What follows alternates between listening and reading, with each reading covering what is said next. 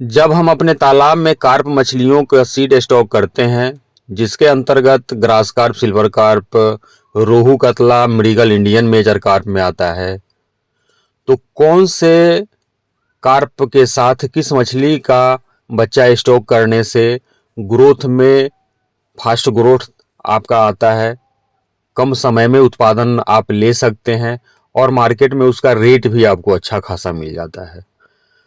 आज बात करेंगे इस वीडियो में, अगर आप कतला मछली का बच्चा डाल रहे हैं ऊपरी लेयर के लिए, उसका डेंसिटी कितना होना चाहिए। रोहू मछली का बच्चा डाल रहे हैं परंतु दिक्कत है कि उसका ग्रोथ कम आता है, तो उसके बदले में आपका मिडिल लेयर के लिए कौन से बच्चे डालने चाहिए। अगर आप मृगल यानी नयन का बच्चा अपने तालाब में डालते हैं तो उसका डेंसिटी कितना परसेंट होना चाहिए आपके तालाब में। और जब हम मृगल का बात बताते हैं आपको, तो इसका ग्रोथ कम होने के कारण बहुत सारे लोग समस्या महसूस करते हैं। तो आपको मृगल के बदले अपने तालाब में कौन सा सीड स्टॉक करना चाहिए कि रेट भी मार्केट में अच्छा खासा मिल जाए और ग्रोथ भी उसका फास्ट हो, यानी कम समय में बर्बाद हो। सारी बातें इस वीडियो के माध्यम से करने वाले हैं। सारे लोगों को लगभग अभी तक पता हो गया होगा कि हमारा कोलकाता निहाटी में मछली के बच्चों का काम होता है।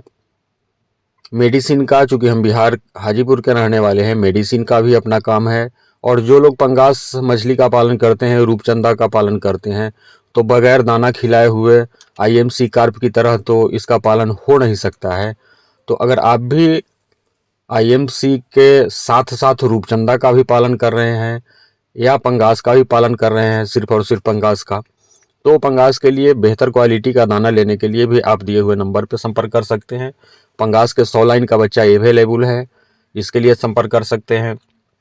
ग्रास कार्प का स्पॉन, अमूर कार्प का spawn, silver carp, big head का स्पॉन के लिए 1 इंची फ्राई साइज वाले के लिए भी आप संपर्क कर सकते हैं। स्क्रीन पर जो नंबर देख रहे हैं उस पर कॉल करेंगे।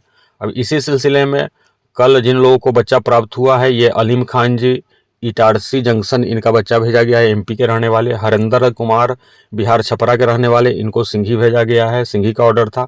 एमडी आले दरभंगा, रूपचंदा का बच्चा इनका गया है। अमित कुमार मुगल सराय के रहने वाले, इनका भी रूपचंदा का बच्चा गया है। राजकुमार जी मिर्जापुर वाराणसी के पास के रहने वाले, बनारस रेलवे जंक्शन तक इनका बच्चा भेजा गया है। आपको भी चाहिए किसी भी मछली के बच्चे, दवा या फिर जेके फिश फीड, तो दिए हुए नंबर पे कॉल करेंगे। अब आते हैं पॉइंट पर। जैसा कि हम शुरू में बता रहे थे, बहुत सारे लोगों को कन्फ्यूजन होता है और डेंसिटी पता नहीं होता है। बहुत सारे लोग गलती क्या करते हैं कि किसी भी मछली के बच्चे स्टॉक कर देते हैं। आपको पता होना चाहिए कि आईएमसी का जब आप पालन करते हैं अपने तालाब में, तो कुछ मछलियां हैं इंडियन मेजर कार्प की, एक मछली कतला जिसको भाकुर के नाम से जानते हैं, ऊपरी लेयर में रहती है। सिल्वर कार्प विदेशी कार्प के अंतर्गत आती है, यह भी ऊपरी लेयर में रहती है। मिडिल लेयर के लिए रोहू मछली आप डालते हैं परंतु इसका ग्रोथ नहीं होता है। तो रोहू मछली के बदले, पिछला भी मेरा वीडियो था कि रोहू के बदले आपको कौन सा मछली अपने तालाब में डालना चाहिए, तो वह है ग्रास कार्प। इसमें खर्च भी कम आता है, ग्रोथ भी लगभग रोहू मछली 1 किलो होती है, उससे आधे समय में यह ग्रास कार्प के बच्चे अगर आप अपने तालाब में डालते हैं, आपका मछली 1 किलो हो जाएगा। उसी तरह से अब हम निचले लेयर के लिए आते हैं।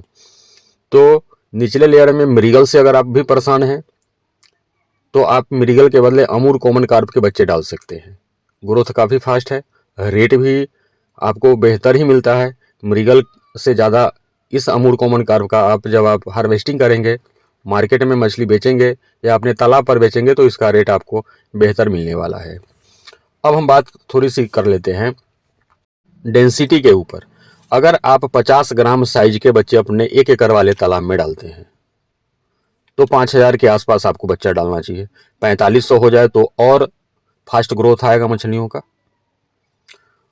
अब हम आपको बताना चाहेंगे कि क्या कितना कितना परसेंट आपको डेंसिटी रखना है।